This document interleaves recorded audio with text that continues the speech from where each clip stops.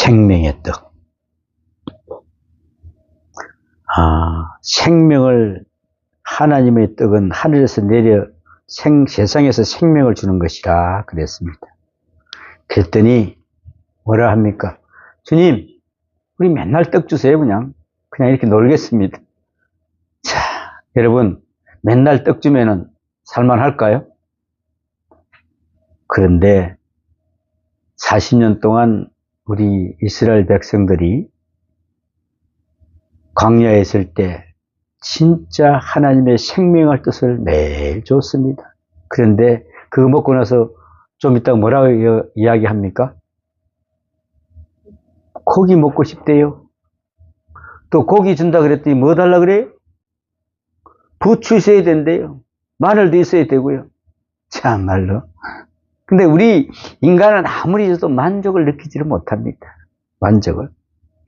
오늘도 보면은 예수님께서 5,000명을 먹인 귀한 역사는 많은 사람들을 놀라게 했고 또 소문이 사방으로 퍼졌던 것 같습니다.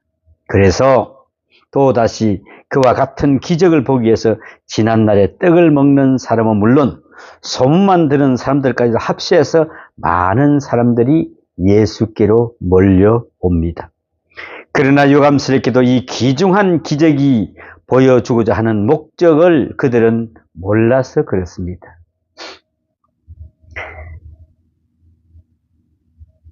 유감스럽게도 이 귀중한 기적이 보여주고자 하는 목적은 그저 떡을 먹는 것이 좋았고 굉장한 사건을 다시 보았으면 하는 소원에서 예수님께로 모여들었습니다. 예수님은 이 무리들에게 너희들이 나를 찾는 이유는 표적을 본 까닭이 아니라 떡을 먹고 배부른 까닭이다 그랬습니다. 배부른 까닭이다. 즉 물질적이고 육신적인 것이 좋고 세상적인 것만 좋아서 그것만을 이어왔지만은 정말 알아야 할 것 귀중하고도 영원한 것을 모른다고 비판하고 있습니다. 오늘 우리들도 내가 진정한 예수를 믿는 이유가 어디 있습니까? 하면서 기도하는 목적이 어디 있습니까? 한번 점검을 해봐야 합니다. 혹 첫 동기는 떡을 먹기 위해서 시작할 수도 있습니다. 그러나 한두 번 먹으면 이제 그 뜻을 알고 보다 중요한 것을 알아야 합니다. 그래야 우리가 성장할 수 있는 신앙이 되는 것입니다. 교회에 나오게 된 첫 동기를 알아보면은요, 첫째, 친구를 나온 경우가 참 많고요. 그 다음에 교회에 가니까 교양 강좌 들으러 나왔다는 사람도 있습니다. 또 뱅 고치기 위해서 나왔다는 사람도 있고요. 아들, 딸 잘 데리고 나왔다는 사람도 있고요. 장사 속으로 나왔다고 하는 사람도 있고, 하여튼 동기는 천태만상입니다.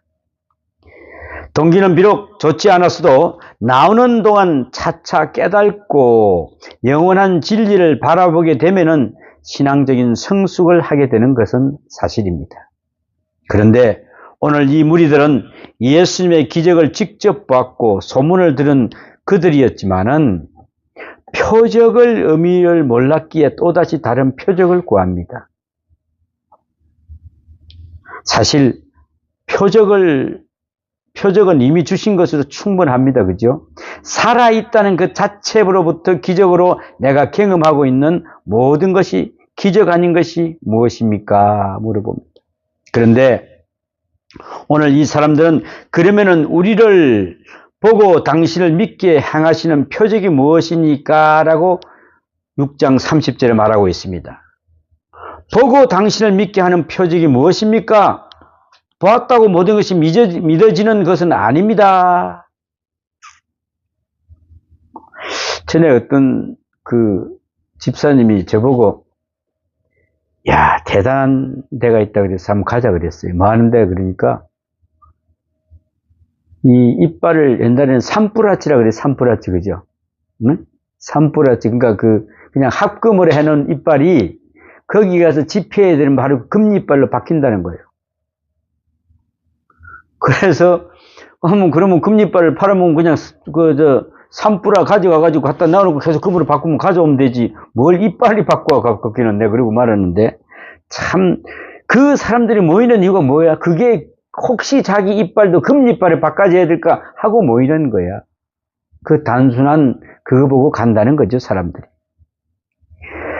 우리가 어렸을 때나 믿음이 부족할 때는 무엇인가 하나님께서 좀 주면은 잘 믿겠다 하는 생각을 할 수 있습니다. 그죠? 꿈속에서라도 예수님이 나타나셔 악수를 한다든지 환상 중에서라도 한번 예수님을 보았으면 하는 간절함이 있습니다. 그런데 이상하게도 사람들은 본 것을 안 믿는 버릇이 있어요. 이것을 변증학적 이론이라고 하는데, 보았으면 잘 믿는 것 같은데 믿지를 않아요. 예를 들면은 아내들은 항상 남편들을 믿지 않는 습성이 있습니다. 내 남편이 설마 그럴까? 항상 보는 아들도 믿지를 잘 못한답니다. 제 녀석이 그랬을까 설마? 보는 것이 완전하고 보면 믿겠다고 생각되지만은 믿지 못할 것이 보는 것이다 그랬습니다. 본다는 것은 불확실하고 또 시간이 지나면 잊어버리므로 불확실하게 된다는, 불신하게 된다는 것이죠. 불신. 마치 선지자가 고향에서 불신받는 것과 마찬가지입니다. 그래서 예수님은 도마에게 보지 못하고 믿는 자가 더 복이 있다라고 이야기합니다. 성지 순례를 위해 돈을 많이 쓰고 왔다 갔다 하는 사람들이 참 많은데, 믿음이 더욱 성장하는 사람도 있지만 오히려 더 믿음이 보고 와서 떨어지는 사람이 있답니다. 왜 그럴까요? 가보니까 별 볼 일이 없어요. 그렇지 않습니까? 요단강이 우리가 지금 요단강이 얼마나 할 것 같습니까? 네? 한강만 할까요? 그러면 여기 중량천? 아니 그럼 청계천? 또랑 정도입니다. 또랑 정도. 야, 그 우리가 성경에 보면 거기서 세례 요한이 야, 이 독사의 자식들아! 이러면서 막 세례를 베푸는데 거기 흘뜨는데, 야, 또랑 같은 데서 요즘에는 물도 많이 없어요. 꾸중물 같은 거기서 세례 받고 온대 또. 그러니까 실망하고 온다는 거죠. 야, 이런 데였을까? 오히려 더 믿음이 떨어진다는 것을 볼 수가 있다는 것입니다. 가서 보니까 기대하는 것보다 별 것이 아니라고 오히려 보았다는 것이 장애가 되는다는 것입니다. 보지 못하고 믿는 자가 복이 있다. 본다는 것에는 믿음의 근거를 삼으려고 합니다만은, 본다는 건 조건과 신앙과는 아무런 관계가 없음을 우리는 알아야 됩니다. 내 인식, 내 경험이 부족하기에 내가 보았고, 경험한 것을 불완전한 것입니다. 오히려 불합리하기 때문에 믿을 만하다는 그런 것입니다. 제가 시리아 가서 직가라는 거리에 서 있었습니다. 그 직가라는 거리가 얼마나 클까요? 우리 동네 조그만할 때 애들 가는 미약가 지나갈 수 있는 그런 거리입니다. 그 길이 쭉 나와요. 그 직가야. 길이 그냥 한번 쭉 뚫려놨어. 거기에서 딱 서가지고, 야, 세례 요한이 여기서, 저기서 이렇게 안수를 받았구나, 눈이 떠지게 했어. 야, 그런데 그때 내 기분이 좀 아주 이상하더라고요. 그분이 섰던 그 자리에 내가 서가 있단 말이지. 그 2000년 전에 된 후에, 그죠? 그랬습니다. 터툴리안의 말처럼 내 생각으로 맞는 일이라면은 그것은 내 수준밖에 안 되는 일이다 그랬습니다. 내가 이해하는 진리라면은 그 정도밖에 안 되는, 아니 오히려 나보다도 못한 것이다 이겁니다. 내가 보지 못하고 불합리하고 이치에 맞지 않고 오히려 역설적이기에 믿을 만한 진리로서는 이것이 높은 찬의 이론이다 그랬습니다. 그러면은 믿지 않는 사람은 믿게 하는 표적은 무엇입니까? 믿게 할 방법은 없습니다. 의심하는 자에게 더 이상 뭐라고 설명합니까? 믿는 사람은 어떠한 상황에서도 다 믿지만 믿지 않으려고 하는 사람에게는 믿게 할 수 있는 근거가 사실은 없습니다. 오늘 예수님께서도 무엇인가 좀 보여달라는 군중들에게 성경으로 돌아가서 옛날 이야기를 하십니다. 이스라엘 백성들이 광야에서 만나를 먹지 않았느냐? 그래도 백성들은 하나님을 원망하고 모세를 죽이겠다고 했는데 너희들도 마찬가지가 아니냐? 응? 내가 먹는 걸 주면은 또 나를 어성 질 거고 또 이것 주면 저거 내놓으라 할 거고 그렇게 할 거 아니겠느냐? 이겁니다. 그래도 백성들은 하나님을 원망하고 모세를 죽이겠다고 했는데 너희들도 마찬가지다. 즉 5,000명을 먹여도 10,000명을 먹여도 아니 죽을 때까지 먹여도 안 되는 자는 안 된다는 그런 말입니다. 만나가 어떻게 생겼다 그랬죠? 만나. 참 조그마한 뭐라고 어떻게 옛날에 우리나라 떡보리 같은 거 그런 식으로 생긴 건데 그게 아침에 나가면은 깔려 있어요. 그런데 참 하나님 말씀이 뭐라고 합니까? 그걸 저녁까지 두지 마라 그랬어. 두면은 뭐가 생겨요? 꼭 벌레가 생기는 거예요. 근데 우리는 그러고 시키는 대로 하면은 토요일 날 안식일 그러니까 그 전에는 안식일 전에는 한번 이틀 걸 하면 그건 또 안 썩어요. 하나님이 그렇게 다 만들어 놓으셨어. 근데 우리는 늘 인간적이면서 내가 먼저 하려고 항상 하는 거지. 내가 하면 되지. 내가. 자, 그러니까 우리는 이 모든 것을 역설적으로 믿을 만한 진리로서 이것은 한참 높은 이론으로 올라가야 되는데 그러면은 우리는 어떻게 해야 될까? 오늘 이 만나는요 히브리 말로는 만이라고 하는데 영어로는 그 뜻을 웬세스라고 웬세스 이것이 무엇이냐라는 그런 뜻입니다. 이것이 무엇이냐?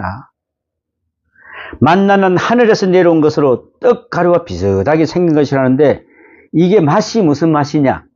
무슨 맛이라 그럴까요? 밀가루와 꿀을 섞어 만든 맛이라고 합니다. 밀가루에다 꿀을 좀 넣어서 만들면 그 어떤 맛이 날까요? 약간 달면서도 달지는 않고 참 하나님은 하늘에서 놓은 그 떡을 얼마나 이렇게 맛있게 만들었는가 몰라요. 신기하게도 아침에 필요한 만큼만 걷어들이고 나머지는 다 없어졌다. 이상하지 않습니까? 이상한 것은 이렇게 놀라운 만나의 기적을 보고 사는 이스라엘 백성들이지만 40년 동안 여러 가지 모양으로 모세를 원망하고 죽이겠다고 야단을 했다는 점입니다. 이것을 보면 정말 안 믿겠다는 사람에게 믿게 할 방법은 없는 것 같습니다. 출애굽기 16장 1절과 36절에 보면은 만나에 대한 이야기가 계속되어 있습니다. 그런데 이스라엘 백성들은 만나에 대한 그들 나름대로 생각이 있었습니다. 첫째는 만나는 하늘부터 온 떡이다 그랬습니다. 하늘부터 온 떡이다. 느헤미야 9장 5절이나 또 시편 105편 40절 등에 보면은 이것은 하늘로부터 온 생명의 떡으로 기록되어 있다는 것을 알 수가 있습니다. 만나는 농사를 지은 것과는 달리 하늘에서 내려온 떡가루이므로 하늘로부터 온 떡이라고 그들은 이해를 했습니다. 둘째로는 메시아가 오시면 다시 하늘로부터 만나가 내릴 것으로 믿고 있었습니다. 옛날 모세를 통해서 하늘에서 내린 것처럼 메시아가 오시면은 또 내릴 것이다 하고 외경에 근거해서 그렇게 생각하고 있었던 것이지요. 예수님은 그들이 이러한 바람을 알고 계셨으므로 모세가 광야에서 만나를 준 것처럼 오늘 인자가 너에게 만나를 주지 않느냐 그랬습니다. 이 만나의 의미를 너희가 알아야 한다고 말씀하고 계신 것입니다.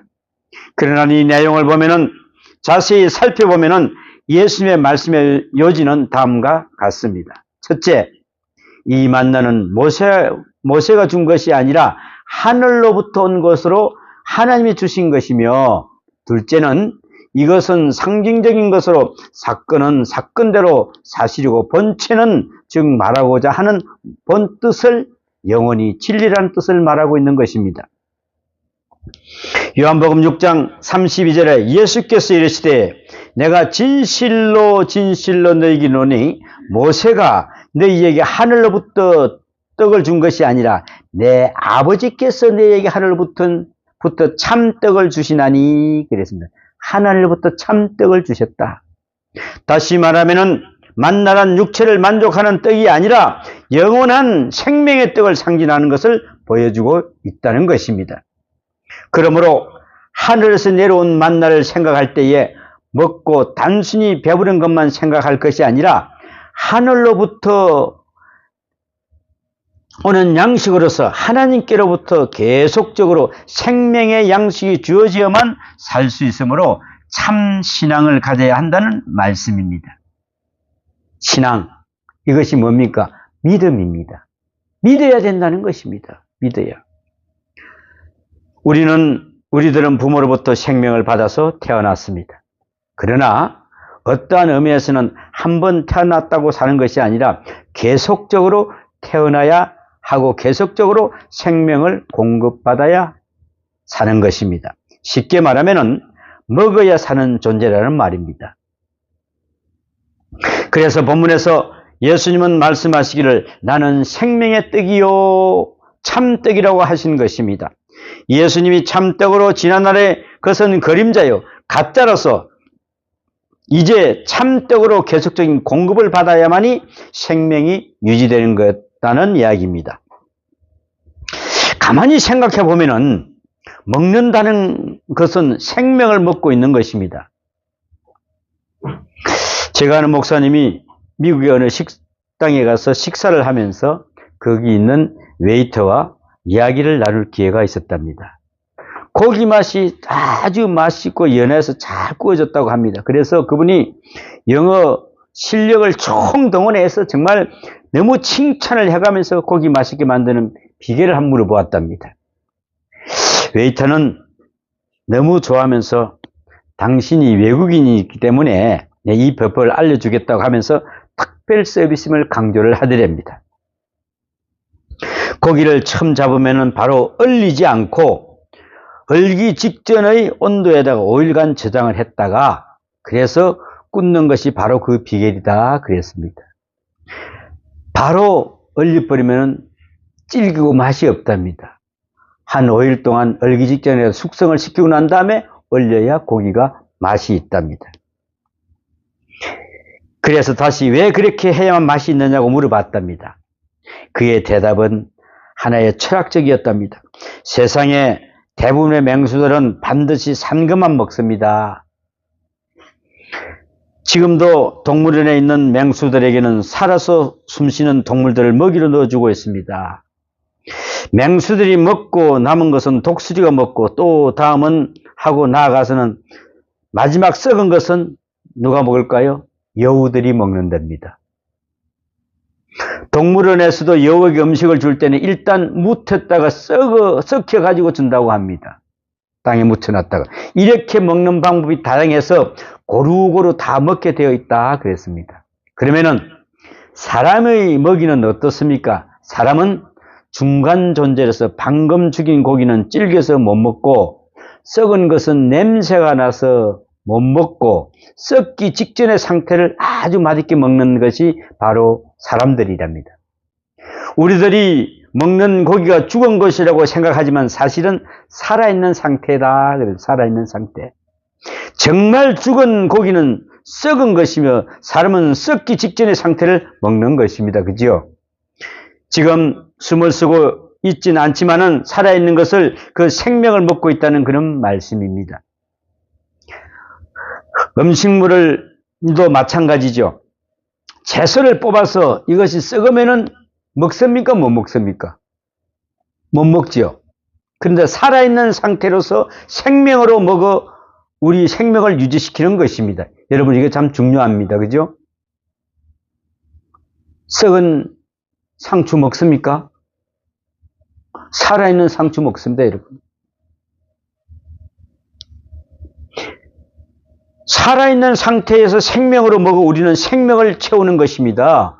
음식을 삭혀서 먹는 것이나 누룩도 썩기 직전에 먹는 방법 중 하나라 그랬습니다. 결론적으로 정리하면은 사람은 살아있는 생명으로서 생명을 먹어 생명을 지속해 나간다고 할 수가 있습니다. 여러분, 이제까지 이거 잘 몰랐죠?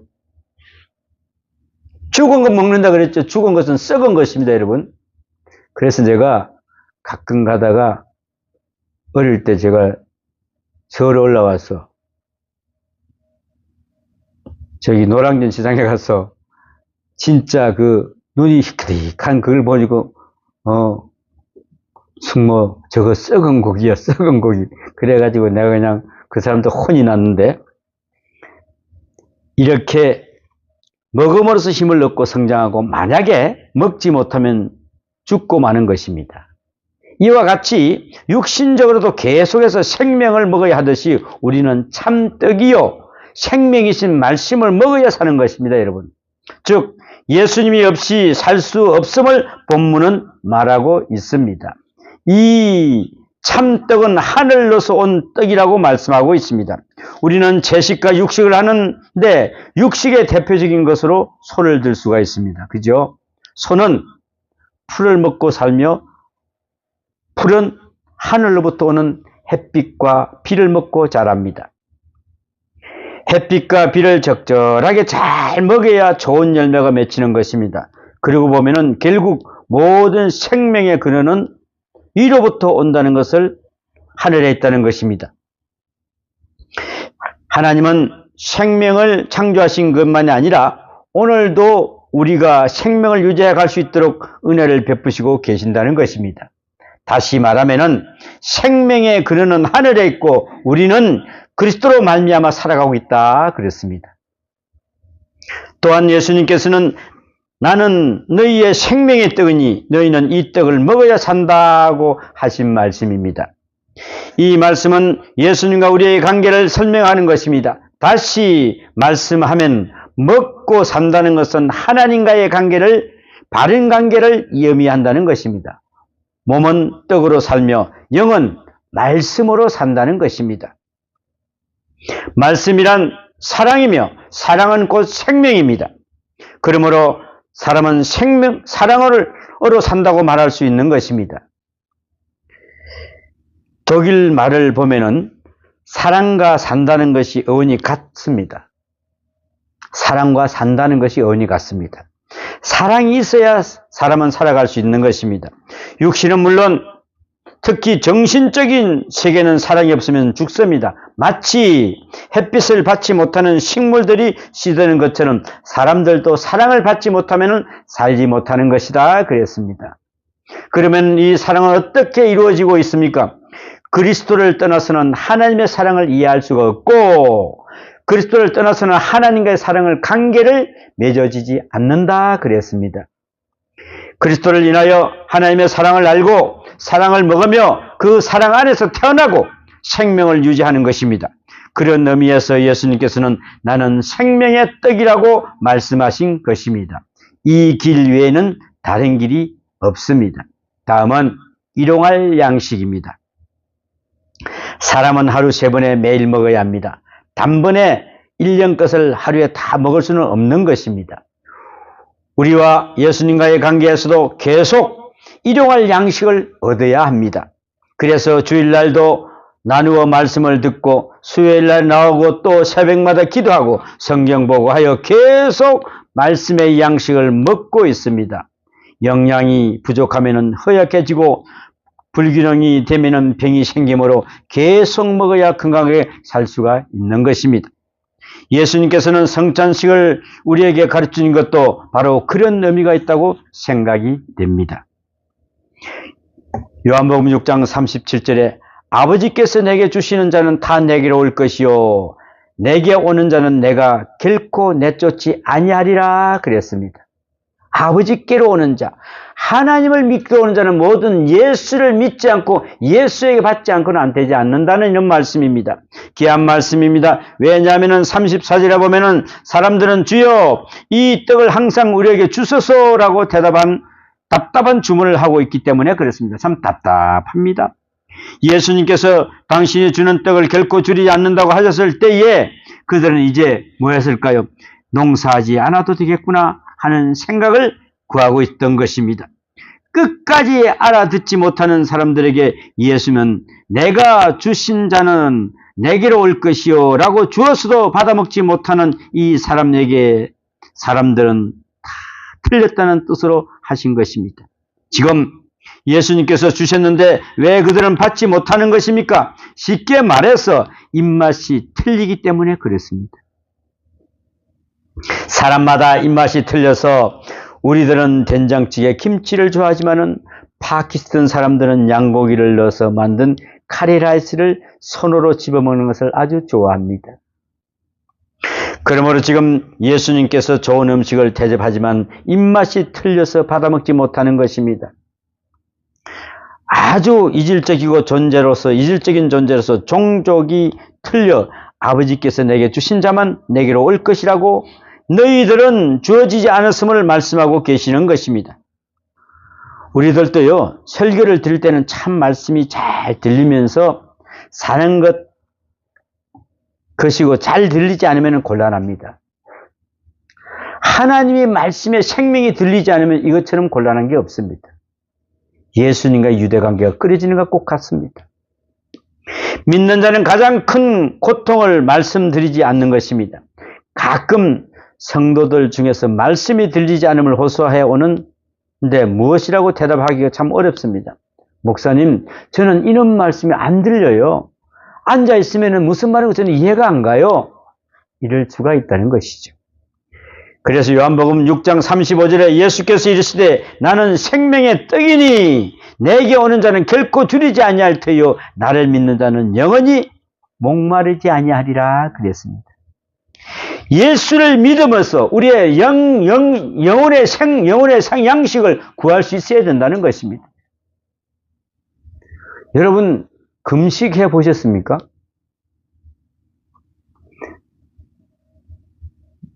우리 신집사님 이번에 금식 한번 해보십시오.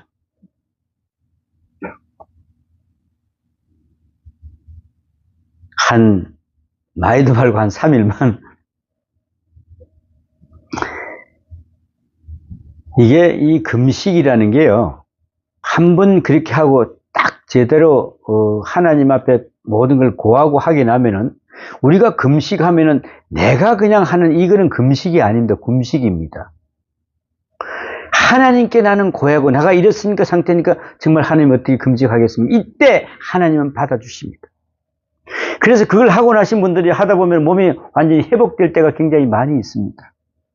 근데 그걸 하기가 참 힘들죠. 3일 동안 물만 먹고 있다 그러면은 참 힘들어 합니다. 그러나 우리는 한번 해볼까? 하지 말고 한번 기도해 보시고 하나님 제가 이렇게 해서 금식을 한번 하려고 그러는데 하나님이 주신 대로 하겠습니다 하고 고백하고 하시기 바랍니다. 유대 사람들도 입맛의 채널이 달라서 아무리 풍성하게 줘도 받지 못했습니다. 그러나 채널이 맞아서 주님께 오는 자는 영접하시고 넉넉히 주시면 영원히 목마르지 아니하리라고 말씀하십니다. 이 입맛은 맛보지 않은 사람은 알 수가 없습니다. 여러분 성경 이 66권이 맛이 있어야 됩니다. 누가 요리를 다 해놨어요? 하나님께서 예수님이 요리 다 해놓으시고 우리 입맛에 맞게끔 했습니다. 그런데 아무리 좋은 요리를 해놔도 안 맞는 사람은 안 맞습니다.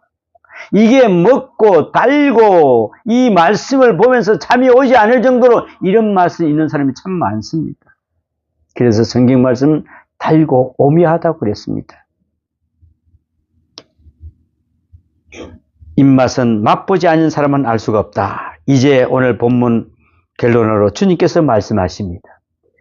요한복음 6장 40절에 내 아버지의 뜻은 아들을 보고 믿는 자마다 영생을 얻는 것이니 얻는 이것이니 마지막 날에 내가 이를 다시 살리리라 하셨느니라 그랬습니다. 내 아버지의 뜻을 아들을 보고 믿는 자, 예수를 믿는 자는 영생을 얻는 것이라 그랬습니다. 마지막 날에 내가 다시 살리리라. 종말론적인 의미를 주고 계십니다. 이 양식을 먹는 자는 마지막 날에 내가 살리신다는 것입니다. 육신은 죽을지언정 이 양식을 먹는 자는 영원히 산다는 뜻으로 종말론적 양식을 말씀하고 계십니다. 예수님께서 내가 생명의 떡이요 참 진리다라고 말씀하신 의미를 우리는 깊이 깨달아야 됩니다. 그래서 여러분, 이제 예수를 믿고 영생을 얻고 구원을 받는 여러분이 되시기를 축원합니다. 기도합니다.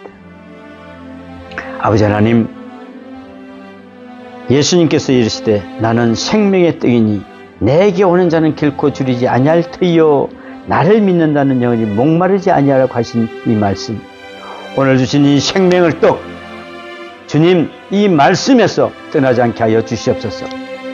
어디를 가나 무엇을 하든지 간에 주님 말씀 붙들고 승리하는 삶이 되게 도와주시옵소서. 이 모든 말씀 우리 주 예수님 이름으로 기도하옵나이다. 아멘.